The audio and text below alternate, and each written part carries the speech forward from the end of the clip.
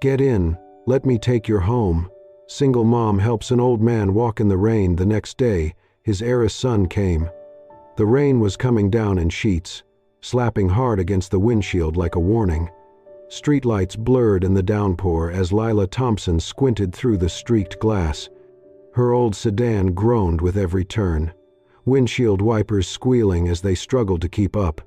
The hour was late, almost midnight, and the silence in the car was broken only by the rhythmic breathing of her 5-year-old daughter, Maya, curled up in the back seat in her pink dress, asleep with her small shoes dangling off the edge of the seat. Lila's blonde hair was pulled back into a low, tired knot. Her waitress uniform still smelled faintly of grease and coffee. She was exhausted, her back aching from another long shift at the all-night diner. All she wanted was to get home, dry off, and sleep for a few hours before the next day started all over again. Then she saw him. At the edge of the sidewalk, barely visible in the downpour, an elderly man stood hunched under the weight of the storm. He had no umbrella, no raincoat, just a soaked wool blazer clinging to his thin frame. One hand gripped a lamppost for balance, and the other trembled as he looked down at a phone, clearly dead or without service. Lila's foot eased off the gas. She hesitated. This part of town was quiet, but not unfamiliar. Still, helping strangers in the middle of the night was something the world had taught her to be careful about. Her hands tightened around the steering wheel. But then she saw his shoulders shake, not from the cold, though he was clearly freezing, but from fatigue, maybe even fear.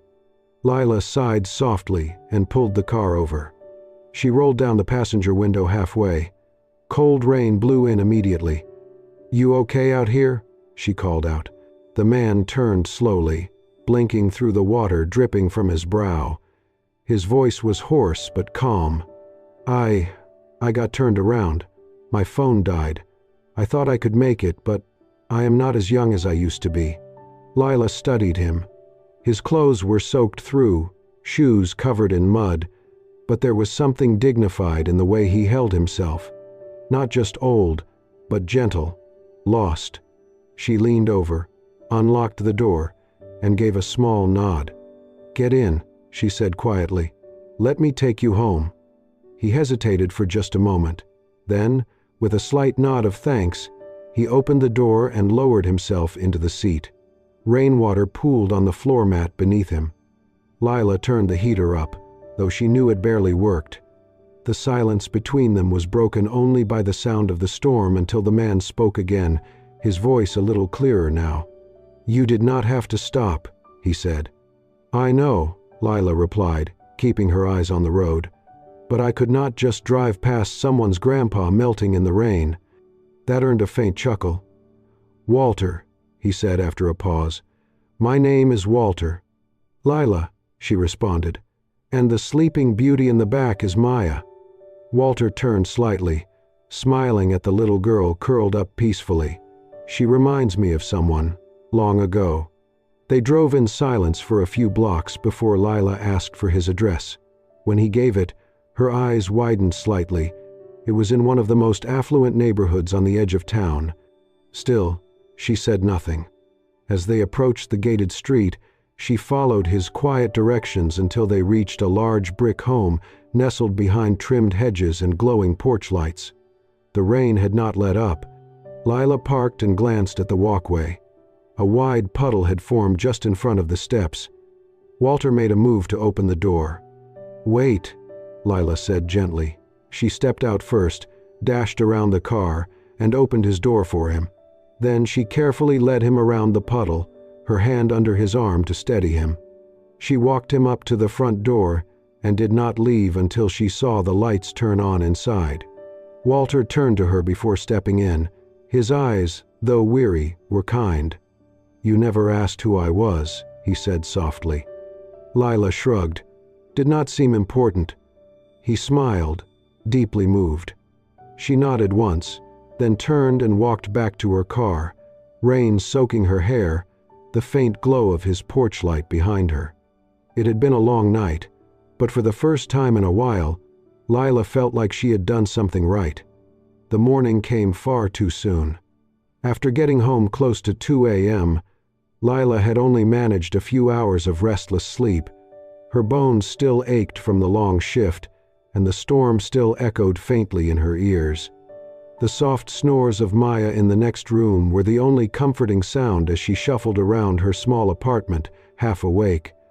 By 6:45, she was out the door again, clutching Maya's tiny hand and a pink umbrella.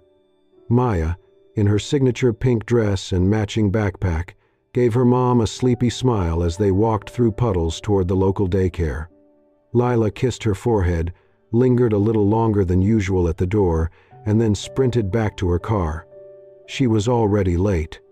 The diner where she worked stood on a busy corner of town, small, greasy, always a little too loud. Lila had worked there for 4 years. She knew the menu by heart, could refill coffee without looking, and had smiled through sore feet more days than she could count. She burst through the back door of the kitchen, wet hair plastered to her forehead, her uniform still damp from yesterday's storm. Her apron was bunched under one arm as she tied it in a hurry. She was 15 minutes late. "Carter!" The manager's voice snapped like a whip across the kitchen. Lila froze. Steve Simmons, the manager, was standing by the counter, arms folded tightly across his chest. His eyes were already narrowed. "I warned you," he said loudly enough for the customers to hear. "I know, I'm so sorry." Lila rushed forward, breathless. "There was this man last night. He was lost in the rain. I couldn't just—" Steve raised a hand to silence her, the corner of his mouth curling. "Save it," he said. "You think helping someone gives you a pass to stroll in whenever you like? This is a job, Carter, not a charity." She lowered her eyes. "I've never been late before. Please, it was just—" "I said save it," he barked. "You want to tell sob stories, go to church, you're done here." There was a silence. Even the sound of the sizzling griddle seemed to pause. Customers turned to look. One woman in a booth put down her fork slowly. Steve stepped forward, voice rising with theatrical flair. "You think good deeds pay bills? Lila, kindness doesn't fry eggs or clean booths. You've been warned. Get out." Her mouth parted slightly, stunned. "I've worked here 4 years." "Exactly," Steve snapped. "And in 4 years I've seen people who actually take the job seriously. Hand over your apron." Lila untied it slowly, her fingers trembling. She laid it gently on the counter, refusing to let him see her break. She turned to leave. "Wait," Steve added with a mocking grin. "Try not to be late to your next charity gig." A few customers chuckled under their breath. Others looked away, uncomfortable. Lila walked through the front of the diner, past the booths she'd served for years, past the coffee station where she always kept extra sugar for the regulars. She did not notice the older man sitting alone in the far corner booth, watching quietly behind silver-rimmed glasses. Walter Weston stirred his tea slowly, his gaze fixed not on the menu, but on Lila's retreating figure. Outside, Lila paused under the diner's awning. The sky was overcast again, her shoes were soaked through, her hands clenched at her sides. She had done the right thing last night. She was sure of it. But today, it cost her everything. Behind the glass, Walter reached for his wallet, placing a generous tip on the table. Then, without a word, he rose and walked toward the exit. His eyes followed the woman in the rain. The story was just beginning. It was nearly noon when the knock came. Lila stood at the sink, rinsing a spoon, still dressed in her faded jeans and a loose gray t-shirt. Maya was coloring quietly at the small kitchen table, humming to herself, oblivious to her mother's worn expression. The knock came again, firm but not forceful. Lila wiped her hands on a dish towel, hesitant. No one ever came by unannounced. She opened the door. A man stood on the porch, tall, early 30s, clean-cut with a calm presence that caught her off guard. He wore a navy coat, rain still clinging to the shoulders. His eyes, a shade of thoughtful blue, met hers directly. "Miss Thompson?" he asked. "Yes," she replied, cautious. "I'm Julian Weston. My father is Walter." She blinked. It took her a moment. "The man from the storm." He gave a slight smile. "That's the one." She stepped aside, unsure whether to invite him in or not. Julian didn't move forward. "I hope I'm not intruding," he said, glancing past her at Maya, who was now peeking from behind her coloring book. "I just wanted to say thank you. My father told me everything. What you did for him, it meant more than I can explain." "I really didn't do much," Lila said quietly. "Just gave him a ride." Julian shook his head. "You saw someone struggling and helped without asking anything in return. That's rare." She folded her arms slightly. "Is he okay?" "He is now," Julian nodded. "But he's had a rough few months. He recently came home from a hospital stay and, truthfully, he's been quieter than usual, more distant."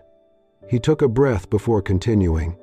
"He asked me to come find you, said he wanted to invite you and your daughter for lunch, and he hoped you might consider working with us, just part-time." Lila raised an eyebrow. "Doing what?" "Nothing medical," Julian quickly clarified. "He doesn't want a nurse. He wants someone kind, someone who'll sit with him, help with tea, maybe read to him, remind him to take his medication. Light things. He says being around you made him feel human again." Lila hesitated, glancing at Maya, then back at Julian. "I appreciate it, but I don't have the credentials for something like that." Julian's voice softened.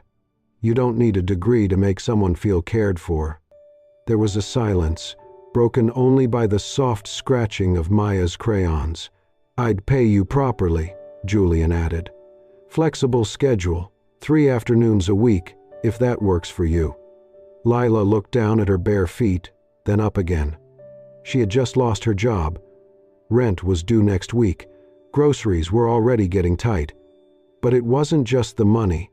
There was something sincere in Julian's voice, something grounded, no pity, no agenda, just a quiet offering of a different path. She nodded slowly. 3 days a week. I can try." Julian smiled, relieved. "Thank you. He'll be thrilled." From the kitchen, Maya's small voice piped up, "Can I come too?" Lila laughed under her breath.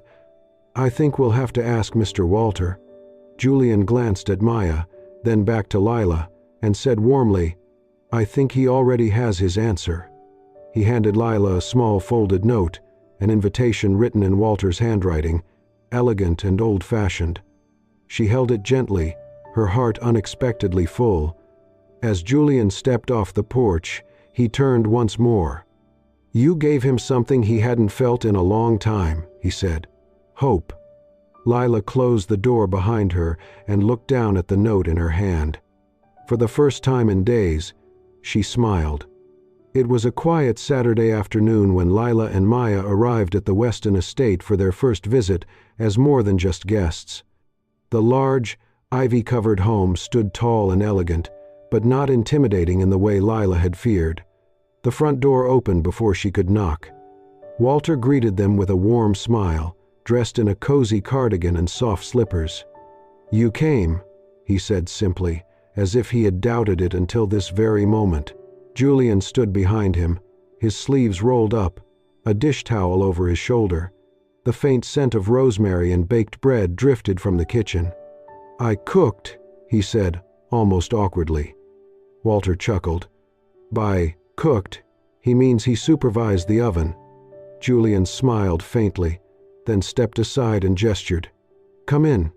The dining room was simple, not lavish, just a long oak table with 4 place settings, fresh flowers in a mason jar at the center. Maya climbed into her chair without hesitation, legs swinging. Julian, without a word, pulled out the chair for Lila, then gently placed a small piece of roasted chicken on Maya's plate, adding a spoonful of mashed potatoes. Lila noticed the quiet attentiveness, how he checked the temperature of the food before offering it to the child, how he poured water for everyone before serving himself. Walter watched them from across the table, eyes misting slightly. Midway through the meal, he reached across the table, placing his hand gently on Lila's. "You reminded me who I was, before the money," he said. Lila blinked, unsure what to say. Then quietly, she answered, "Sometimes all you can offer is a ride home, but it might be everything to someone." After dinner, while Maya drew pictures at the coffee table, Lila followed Walter into his study. The job began simply. She read aloud from his favorite book of short stories. Later, she helped him fold some linens, made a pot of chamomile tea, and sat beside him in the sunroom while he talked about his late wife, about raising Julian alone, about the long pauses of loneliness wealth could not fill. He listened, too, about Maya's fear of thunder, Lila's love of gardening, the nights she used to sing quietly just to calm herself. Julian returned each evening just as the sun dipped. He never interrupted, only nodded to Lila, catching her eye with a soft, silent question. How was today? She always gave a small smile in return. One evening, he passed by the open door of the study and stopped. Inside, Lila and Walter were laughing, really laughing, over a ridiculous story from Walter's youth involving a stolen canoe, a lost pair of trousers, and a furious swan. Julian stood in the hallway for a moment, unnoticed, listening. His father hadn't laughed like that in years. He turned away quietly, not wanting to disturb the peace. Maya came more often after school. She brought drawings, little pink cupcakes from the corner bakery, and endless questions for Walter, who answered each one with the patience of a grandfather.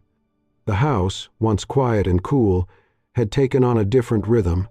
The scent of tea mingled with the scent of crayons. There were blankets tossed on chairs and tiny shoes near the back door. And in the stillness between their visits, Julian found himself missing the sound of Lila's voice reading from the armchair. He found himself waiting for the bell at the gate, wondering what color dress Maya might wear next, or what new joke Walter would laugh at that day. Something had changed in the air. Not all at once, but gently, steadily. And for the first time in a long time, the Weston house no longer felt like a museum of memories. It felt like a home. It was a bright Saturday afternoon when Lila and Maya arrived at the Weston estate again, this time not for work, but as guests. Julian had invited them over for a light weekend meal. Just something casual, he had said. But the way the table in the sunroom was set, fresh flowers, cloth napkins, and warm scones waiting under a linen cover, told Lila he had thought about this carefully. Julian greeted them at the door, sleeves rolled up, apron dusted with flour. "Perfect timing," he said with a soft smile. The lemonade's still cold. Maya twirled in her pink dress, the sunlight catching in her curls. She skipped inside as if she belonged there. Walter sat in his usual chair by the window, beaming as she ran into his arms. While Julian went back into the kitchen to finish the last touches on the food, Lila helped Maya out of her jacket. "Stay close to Walter, okay?" she reminded gently. Maya nodded, clutching her favorite stuffed bunny. Moments later, Maya wandered into Julian's study with Walter following slowly behind her. The room smelled of old books and cedarwood. It was lined with shelves and treasures from another time. Maya's curious eyes sparkled. On the desk stood a small wooden box, simple but polished, with tiny etchings along the side. Maya reached up and gently touched it. The lid was loose. Her fingers slipped. In one quick moment, the box fell to the floor. It cracked open, and a string of worn, greenish-blue stones scattered across the hardwood with a sharp, brittle sound. Walter froze. Maya gasped. "I didn't mean to," she whispered, eyes wide. Julian heard the sound and rushed in, drying his hands on a towel. His steps slowed the moment he saw what lay on the floor. The beads, the broken string, the empty box. He stopped mid-step. His expression shifted, not anger, but something else, something deeper. He knelt slowly and picked up one of the beads, holding it between his fingers like something sacred. His voice, when it came, was calm but low. "It's okay." She didn't know. Lila had entered just behind him, breath caught. Her eyes dropped to the floor, to the shattered bracelet, then to Julian's hands. She understood. This wasn't about the object. It was about